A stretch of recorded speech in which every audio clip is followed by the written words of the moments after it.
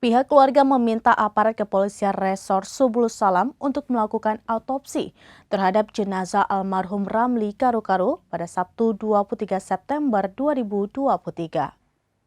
Pihak keluarga meminta aparat kepolisian Resor Subulus Salam untuk melakukan autopsi terhadap jenazah almarhum Ramli Karu-Karu pada Sabtu 23 September 2023.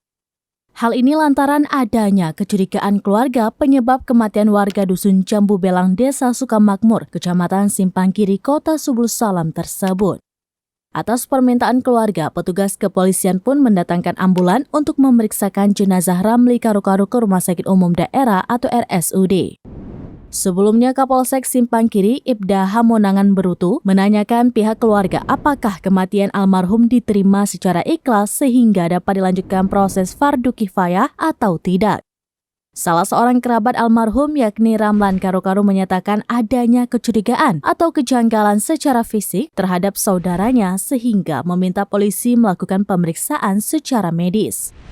Atas permintaan itulah pihak kepolisian mengevakuasi jenazah ke RSUD untuk menjalani pemeriksaan secara medis guna mengetahui penyebab kematian almarhum. Selain itu, tim identifikasi Polres Subulus Salam juga memasang polis lain seraya melakukan olah tempat kejadian perkara atau TKP. Hingga berita ini diturunkan, jenazah almarhum Ramli Karu-Karu masih dalam proses pemeriksaan di RSUD Kota Subulus Salam.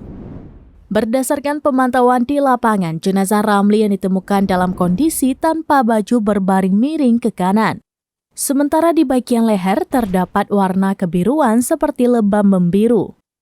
Ini juga yang membuat keluarga merasa janggal hingga curiga atas kematian almarhum.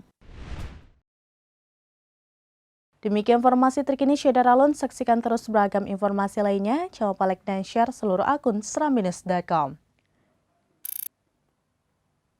Alhamdulillah.